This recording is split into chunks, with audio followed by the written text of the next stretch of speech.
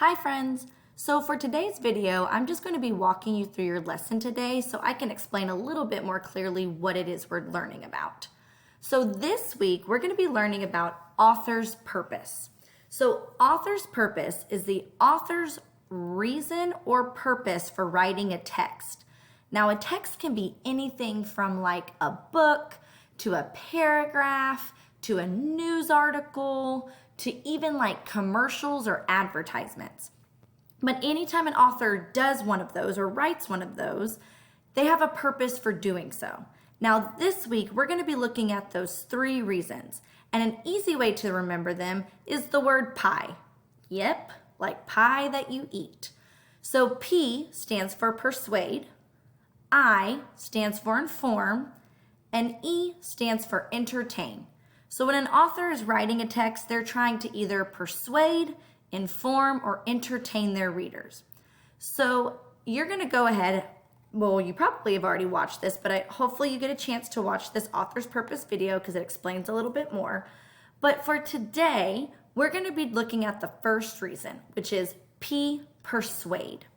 Now, when an author is trying to persuade us, we are the readers, the author is trying to convince us to do something or change our mind about something. So below I've listed some examples of texts that are trying to persuade you.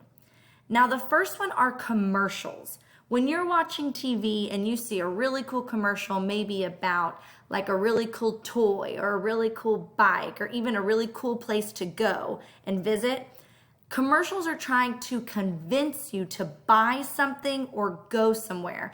And they do that by showing you really cool parts of it. They're trying to persuade you. They want you to go to their place or they want you to buy their product. And they do that by showing you all the cool parts about it. So that's one way that they try to persuade you. Another way that authors try to persuade their readers is through books. So in books like Why Should I Recycle? Or Be a Friend to Trees, or I Want a New Room, or Can I Have a Stegosaurus, Mom? Can I please? These books are trying to persuade readers to believe in something or to do something. So in our first book, this author is trying to persuade you to recycle.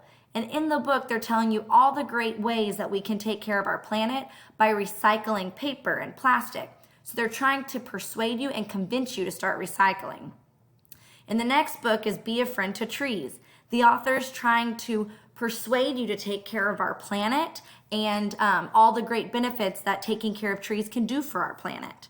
And then these kind of fun books are actually the characters persuading someone else in their book to do something or to convince them to do something. Like this little girl is trying to convince her mom to let her have a stegosaurus, and this little boy is trying to convince his parents to let him have a new room.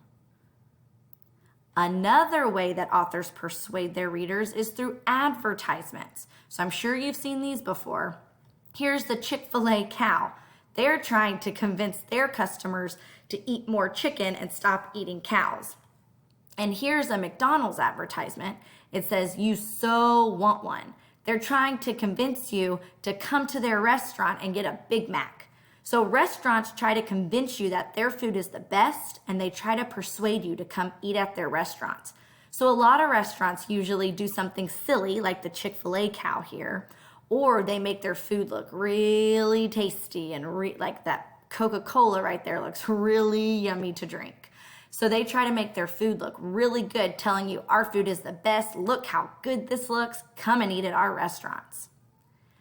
And another one are reviews. Now these can be reviews like book reviews, they can be restaurant reviews, they can be toy reviews. So a review is when someone writes what they think about something. So the example I put here was a book review called Hatch. So somebody wrote what they thought about the book. And usually when you write a review, you're telling others that either something was really great or something wasn't really that awesome after all. And so you're trying to persuade others to either, for this example, read the book, or you're trying to persuade them not to do it. So that is kind of the last part of a different way that an author can persuade. So after this, you'll go on to your activity and you'll get a chance to practice persuading.